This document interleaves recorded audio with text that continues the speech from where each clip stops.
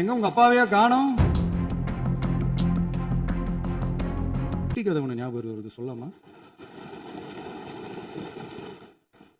ஒரு ஊர்ல ஒரு பெரியவர் வெயில் ரொம்ப ஜாஸ்தியா இருக்குன்னு சொல்லிட்டு கண்ணுக்கு மேல கை வச்சுக்கிட்டு இப்படி சுத்தி முத்தி தேடிக்கிட்டு இருந்தாராம். அப்ப கூட இருந்த ஒரு சின்ன பையன், என்ன தேடுறீங்க அப்படின்னு கேட்டானா. அதுக்கு அந்த பெரியவர் சொன்னாரா, அது ஒண்ணு இல்ல தம்பி, உங்க அப்பா இங்கதான் இருப்பாருன்னு சொன்னாங்க, அதான் தேடிக்கிட்டு இருக்கேன். எங்க உங்க அப்பாவையா காணோம்? இல்லங்க, எங்களுக்கும் நக்கலா நையாண்டியா சம்பந்தம் இல்லாத குட்டி கதை இதெல்லாம் எங்களுக்கும் பேச தெரியும். அந்த கதையில பெரியவர் அப்படி சொன்னாராம், தப்பா எடுத்துக்காதீங்க. அந்த கதையில பெரியவர் அப்படி கேட்டாராம். அதனால யாரும் இங்க டென்ஷன் ஆக வேணாம். மறுபடியும் சொல்றேன், கட்சி நிதின்ற பேர்ல அடிச்ச கொள்ளைய ஒண்ணா கவர்மெண்டோட கஜானாக்குள்ளேயே கொண்டு சேர்த்துக்கிட்டே இருக்கிறாங்க. இப்பவும் சொல்றேன், மக்கள் பணத்துல இருந்து ஒரு பைசா கூட தொடமாட்டோம், தொடவும் விடமாட்டோம், தொட்டா விடமாட்டோம், இதுக்கு முன்னாடி தொட்டவங்களையும் விடமாட்டோம். ஒவ்வொரு ஊழலா வெளியில வரும் போலயே, ஒவ்வொரு வேஷமா கலைஞ்சிரும் போலயே இங்க இருக்கிற நிறைய பேரு நடுங்கி போய் இதுல நம்ம மேல அவதூறு வேற. இப்ப புதுசா ஒரு வெப்பன் ஒண்ணு கொண்டு வந்திருக்காங்க. அது என்ன தெரியுமா? அவங்க தயவால தான் நம்ம ஆட்சி நடக்குதான். மக்கள் தயவால இந்த ஆட்சி நடந்துகிட்டு இருக்கு. மனசாட்சி உள்ள சக்திகளோட ஆதரவால இந்த ஆட்சி நடந்துகிட்டு இருக்கு. நாங்க தான் அனுப்பி வச்சோம் அப்படின்றாங்களே. அனுப்பி வச்சவங்களுக்கு மினிஸ்ட்ரியில இடம் கொடுத்தா ஏன் கதறீங்க? ஏன் இவ்வளவு கோபம்? ஏன் இவ்வளவு கதறல்ஸ்? இதுல இன்னொரு முக்கியமான விஷயம், மார்க்சிஸ்ட் கம்யூனிஸ்ட் கட்சி நமக்கு ஆதரவு கொடுத்தது சுயேட்சையா எடுத்த முடிவுன்னு சொல்றாங்க. அதே மாதிரி இந்திய கம்யூனிஸ்ட் கட்சி நமக்கு ஆதரவு கொடுத்தது சுயேட்சையா எடுத்த முடிவுன்னு சொல்றாங்க. இதுல எங்க இருந்து நாங்க தான் அனுப்பி வச்சோம்னா புரியலையே. மக்களுக்கு நல்லா புரியும், எல்லாத்தையும் தெளிவா பார்த்துக்கிட்டு இருக்காங்க.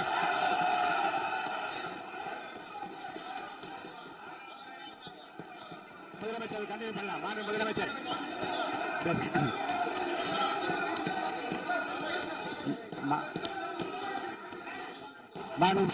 போயிட்டாங்க, பேசலாமா? உங்க கருத்துக்களை நீங்க முழுமையாக மன நிறைவோடு பேசலாம். டிவியில சரி, அதான் 5 நிமிஷம் பேசுனதுக்கே குளத்தூரி இந்த ஆட்டம் அடிச்சு பேசுனா அப்புறம் என்ன பண்றது? 50 வருஷமா ஒரே டெக்னிக்கா? டெக்னாலஜி எல்லாம் மாறி வேற எங்கேயோ போயிட்டு இருக்கு. பஸ்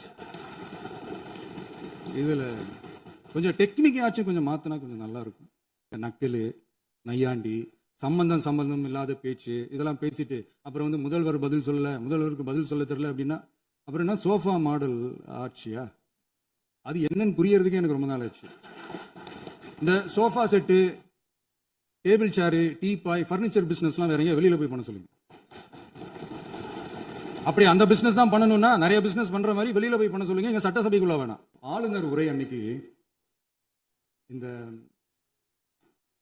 தமிழ் தாய் வாழ்த்துக்கு அப்புறம் தேசிய கீதம் பாடினது தப்பு, தேசிய கீதம் 2 முறை பாடினது தப்பு, அப்படி ஒரு நிகழ்வு இதுக்கு முன்னாடி இந்த சட்டசபையில நடந்ததே கிடையாது, அந்த மரபையே மாத்திட்டீங்க, இப்படி ஒரு பெரிய ஒரு போர் மாதிரி எதிர்கட்சி சார்ந்தவங்க எல்லாம் சொன்னாங்க இல்லையா?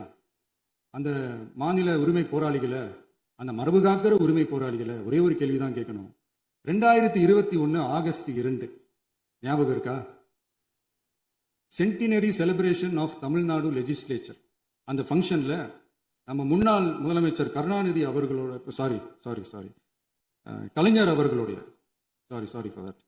கலைஞர் அவர்களுடைய புகைப்படத்தை மாண்புமிகு குடியரசுத் தலைவர் திறந்து வைக்கிற ஒரு ஃபங்க்ஷன். அந்த ஃபங்க்ஷன்ல national anthem followed by Tamil Thai Vazhthu அப்படின்னு அறிவிச்சது ஞாபகம் இருக்கா? அதாவது தேசிய கீதத்துக்கு அப்புறமா 2வது முறையா, நோட் திஸ் பாயிண்ட் மாண்புமிகு பேரவைத் தலைவர் அவர்களே, ப்ளீஸ் நோட் திஸ் பாயிண்ட். தேசிய கீதத்துக்கு அப்புறம் 2வது முறையாக தமிழ் தாய் வாழ்த்து பாடப்படும் அப்படின்னு சொன்னது ஞாபகம் இருக்கா? அதுவும் முத்தமிழ் அறிஞர் அப்படின்னு சொல்ற நம்ம கலைஞர் அவர்களுடைய அந்த புகைப்படம் வெளியிட்டு விழாவில் அவர் இருந்த இதே சபையில தமிழ 2வது இடத்துக்கு தள்ளினது யாருன்னு ஞாபகம் இருக்கா?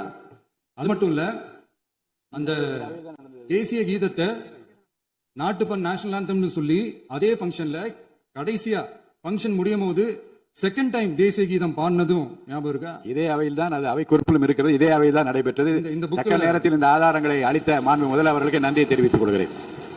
டவுட் இருந்தா இந்த புக்கை பார்த்து தெரிஞ்சுக்கலாம். அவங்க இருந்திருந்தா ஒரு ஆக்ஷன் பண்ணணும்னு எனக்கு தோணுச்சு. எல்லாரும் போயிட்டாங்க. இல்லை, With your permission பண்ணலாமா? இப்பவும் பண்ணலாம், ஒன்றும் தப்பு இல்லை.